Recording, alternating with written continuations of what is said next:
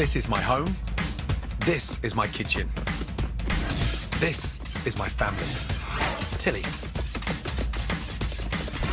Jack. Holly. Megan. And of course, my wife Tana. You may think you're the busiest person in the world, but over this series, I'm going to prove it's still possible to cook stunning food at home. My rules are simple. Home cooking has to be easy. It's got to be fast. It's got to be delicious. So, if you think you can't cook amazing food at home, think again. These are the only recipes you'll ever need.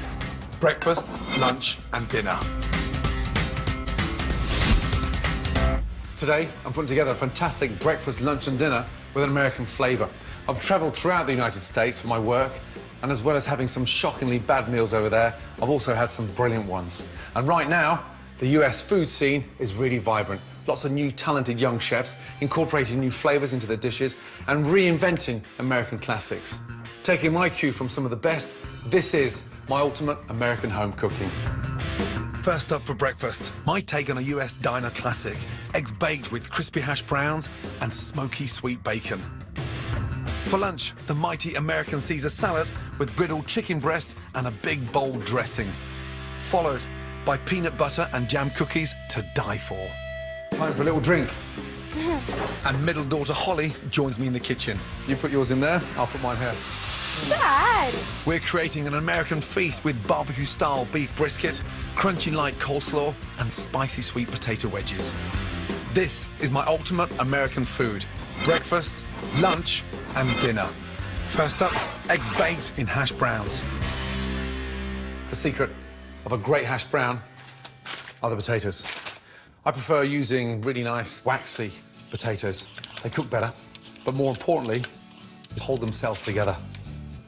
We're not going to slice the onion or the potatoes. We're actually going to grate them. The potatoes get really nice and crispy. I mean, seriously crispy. Now, the onion. That way you get that nice balance of that onion flavour running through every little shard of potato. Season with salt, pepper, olive oil, and cayenne. Give that a really good mix through. And then squeeze all that water out. And look at all that juice we squeezed out of there. Really important. The more liquid you remove, the crispier your hash browns will be. Nice large pan, put that on. Once the pan's hot, pour in a good glug of olive oil.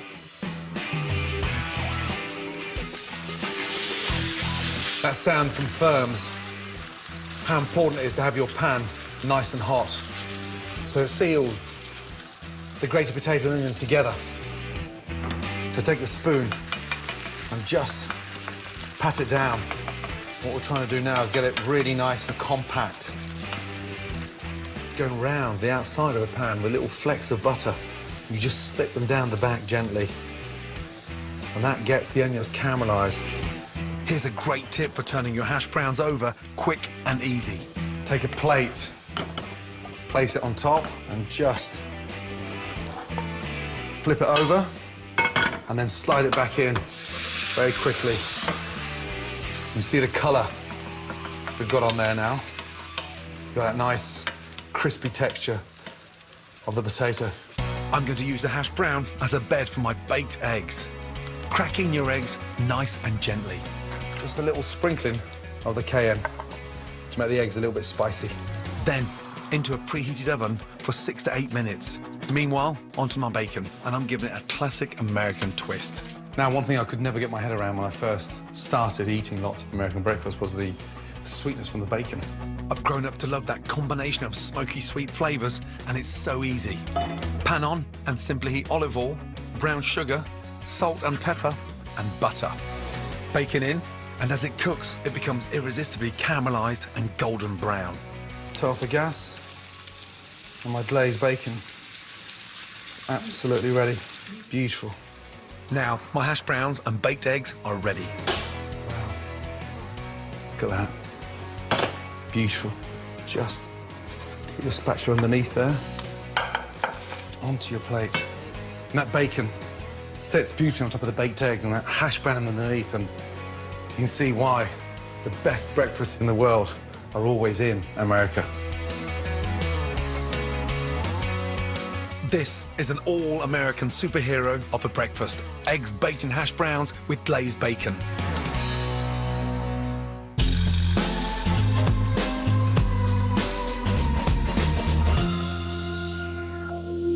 Next, I'm showing you a fantastic American-inspired lunch and dinner. But you don't need to go to the US to buy the ingredients. Here's a closer look at the key ones. First up, it's beef brisket, a super cheap cut from the breast of the cow. It's underused in the UK, but loved by American cousins, and used for incredible deli cuts like pastrami and succulent salt beef. The key to beef brisket is to cook it low and slow to make it tender, and I've got a delicious barbecue-style recipe for dinner.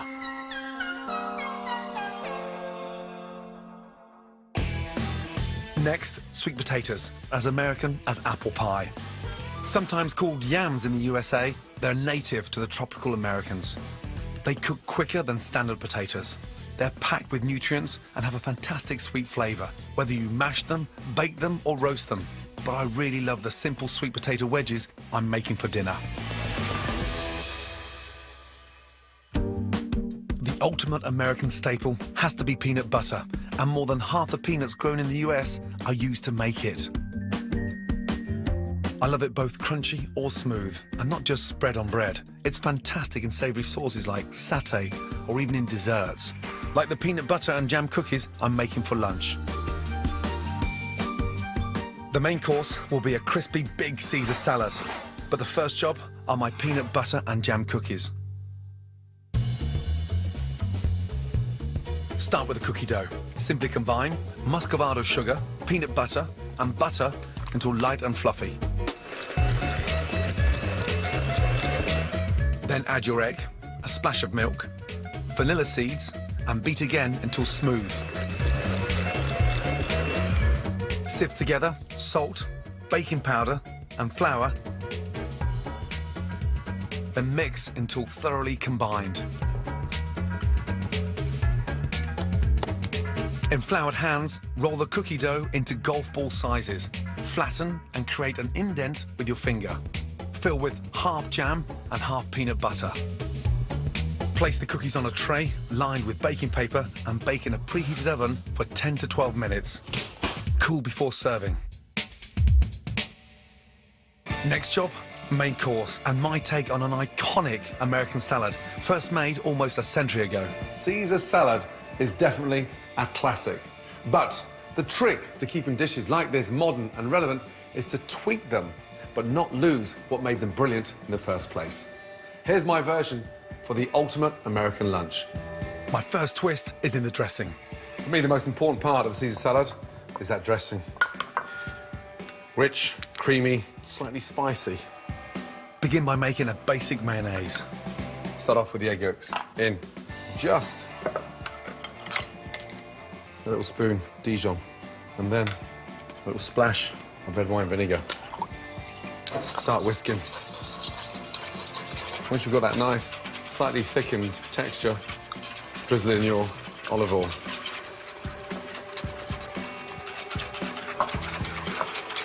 Should fall through your whisk.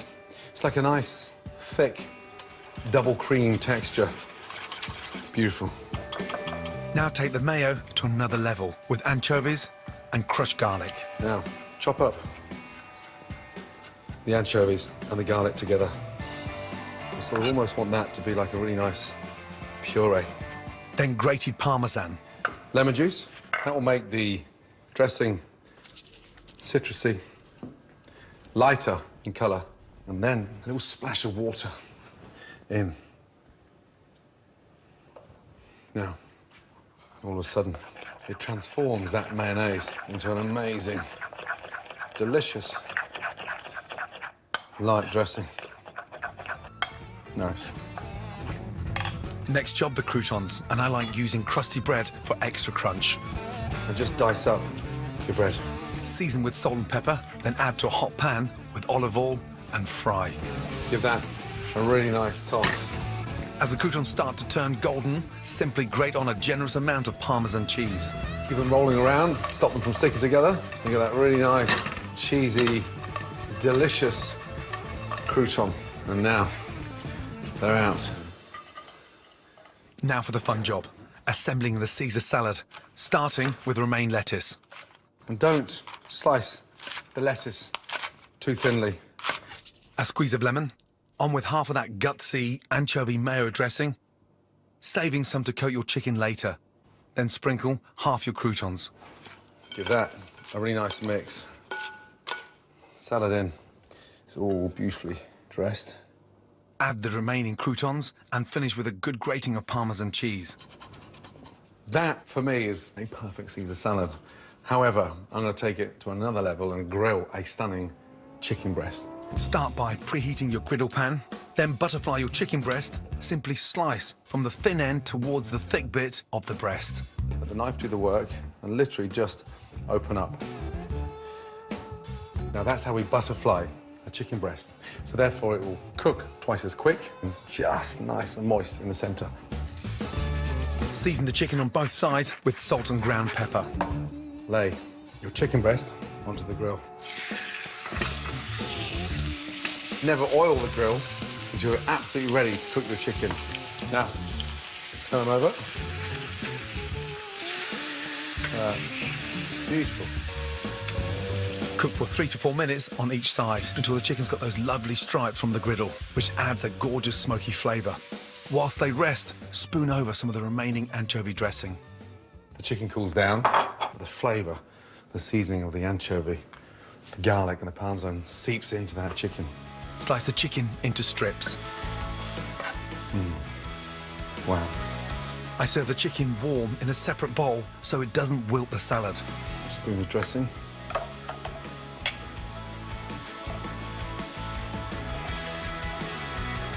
Finish that with a little touch of dressing.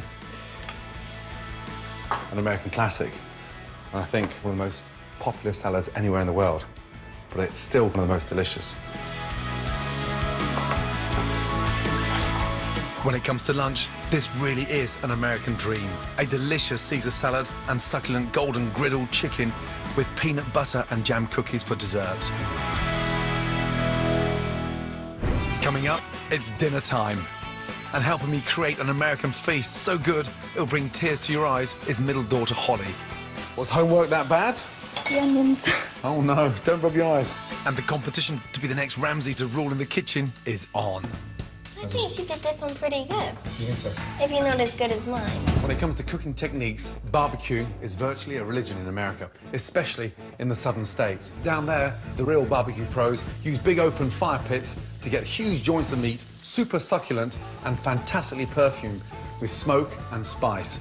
So, my ultimate American dinner has to include an amazing melt-in-the-mouth barbecued beef. But I'm doing it the easy way, cooked in the oven, low and slow. My family has spent a lot of time in the US and they love American food. Joining me in the kitchen today is Jack's twin sister, Holly. We're creating barbecue-style beef brisket with crunchy coleslaw and sweet potato wedges, which will be right up her street. Holly, now, you love barbecues, right? Yes. So, you're gonna help me barbecue this delicious piece of brisket. Brisket, look at it, beautiful. It's a very tough cut of meat, so it needs to be cooked slowly, so it gets really nice and tender. Are we barbecuing it outside? We're gonna actually put the barbecue flavour on there, but we're gonna cook it in the oven. Okay? So, mustard powder. Okay? Here, we have some celery seed. Next, a little bit of salt in there. Okay, what's this here? Cumin. 2 again. Nice, good. Now, this one. Cayenne pepper. Absolutely right. Right, 2 teaspoons of that in there as well. Good. Now, what I want you to do, fresh pepper on there. I'll give that a little mix. Roll up your little sleeves, and then I want you to rub all that spice into the brisket. Almost like you're massaging it in there. Good girl. Come on, Holes, get your hands nice and flat on there. Good girl. Now that's nice and coated, okay? in the spice. So, gas on, roasting tray on. What we've got to do now, with all those spices, is sear them in. A couple of tablespoons of olive oil into the tray. Well done. That good? That's getting nice and hot now. You get your brisket. All that spice. Lay that in there nicely. Okay, so now we're going to start colouring it. As you start to sear in, you smell those spices? Yep. All that spice left on the plate, we're going to use, yeah? I want you to get the onions, nice and carefully, slice them down. Not too thin, but just like you're chopping them. Take your time. Smell all those spices now? Good girl. Thank you. I'm gonna wash my hands so I can rub my eyes. Damn, Holly. Was homework that bad? The onions. Oh, no. Don't rub your eyes. Don't rub your eyes. We've got the colour. Look, on the brisket. OK? Yeah. Take that out, literally for 30 seconds. OK? Onions into the tray, please. Nice. You see it's starting to smell slightly barbecuey already. Give that a little stir. Nice. Now, 1 nice tablespoon of brown sugar. What does the brown sugar do, Dad? So the brown sugar, you're going to start caramelising the onions. Right, from there, my bay leaves in, please. Good girl. Oh. Yes, please. Right, do you want to take over? Sure. Good, careful, that tray is very, very hot. A tablespoon of tomato puree. Roast that off at the bottom of the tray. You really rub it in amongst the onions. Good girl. Now, look at the colour of those onions. Right, now, time for a little drink. For the brisket. OK, 1 bottle of beer in, please. So you go in, you put yours in there, I'll put mine here. Dad! Good health to you and your brisket. Good health. Bring that to the boil. OK, now this is where it gets really exciting. I want you to lift the brisket up and put it on top of the onions. In she goes. Good girl. And then I want you to pour the stock all the way around, please. I'm using beef stock, but it will work with chicken stock or even vegetable stock. Once the stock has come to the boil, cover tightly with foil. You just pinch in the ends, batten that down, and then you just twist all the way. So that's nice and tight. That's the hard work done. Thank you. Simply pop it in the oven for 3.5 hours, and as it cooks, you can get on with the side dishes. First job, sweet potato wedges with some serious flavour.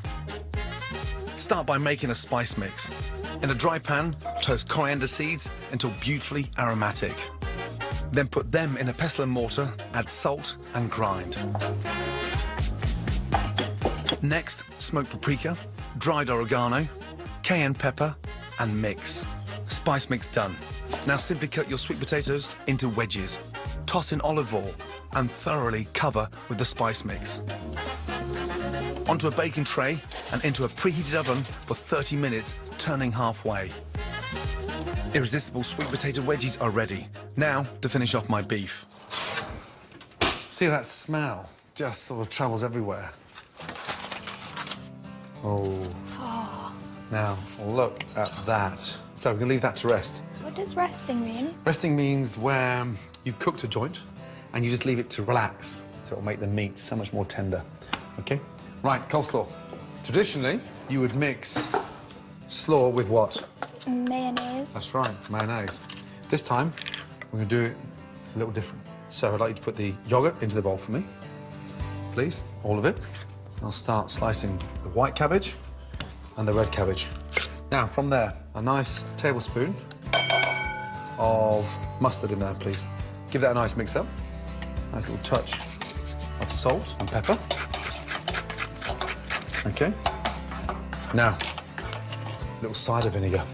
So a little splash of cider vinegar in there, OK? As I shred this, Yeah. OK, I'd like you, please, then to get the red cabbage and just open up into that and mix it in at the same time. And then you fold that in there as I start shredding. See how it's coming together? Yeah. Right, that's all the red cabbage. Now, for the white. So, you've got that nice vinegary tartness to the slaw, and the yoghurt keeps it nice and fresh. Last little bit in. One more little thing. So, we put some nice chopped fresh chives in there, and that will give it this nice, light onion flavour. So, chives in. How's that? Now taste it with the chives in there. Delicious. So, I would like you to fill up the bowl.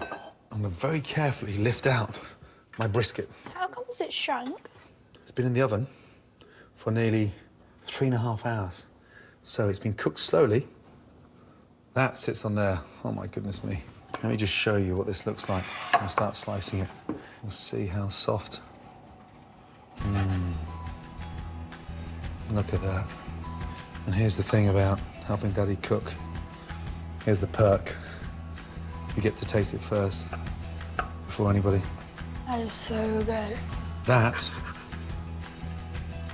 tastes delicious. See all that wonderful flavour in there. Last job is to create an incredibly quick and delicious sauce.